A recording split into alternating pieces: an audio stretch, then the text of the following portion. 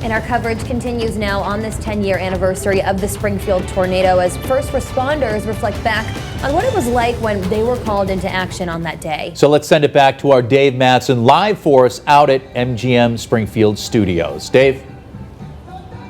Chris and Jordan, thanks. Good to be back with you, too. Gosh, it just seems like it was yesterday. Hard to believe it's been 10 years.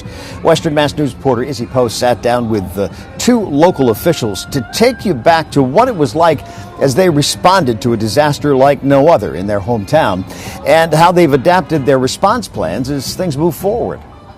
It was pretty surreal. Western Mass News sat down with Springfield Fire Captain Drew Piemonte and Jeffrey Suriano, a field paramedic supervisor with American Medical Response, who were both on call the evening of June 1st, 2011. I looked back at the cloud bank up here, and it actually had a delta shape. Shortly after, the alert came through.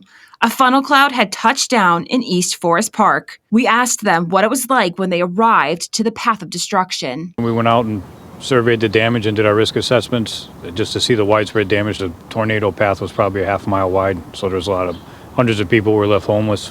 About 500 buildings were destroyed in the city. They tell Western Mass News their teams constantly train for large-scale events like this, but actually getting the call to respond to one is a different feeling. When it happens, though, of course, it gets you by surprise. You don't want to admit to adrenaline, but you're going to get adrenaline. But when it's time to spring into action, that's exactly what they do. First thing you're thinking is victims and how to manage the injuries and how to sort people out. Just giving them what we could do for comfort and just let them know that everything was going to be all right. As for if they ever have to respond to a similar event again, we always have contingency plans for large-scale disasters and how we're going to operate. We use the National Incident Management System, which was developed by the Department of Homeland Security after 9/11. And now, looking back 10 years later, both Piemonte and Suriano are proud of the resilience shown by the Springfield community and the teamwork from everyone in the hours and days after the storm struck. We weren't alone. You never are in public safety. Those three entities work together, hand in hand, and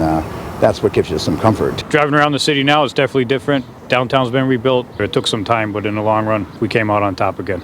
Now it's important to note that assessments were done after their response, and both teams came back to say that they received what was known as a perfect score by both their standards and the ones set nationally. As for if something like this were to ever strike in downtown Springfield again, well, they're ready at a moment's notice. In Springfield, Izzy Post, Western Mass News.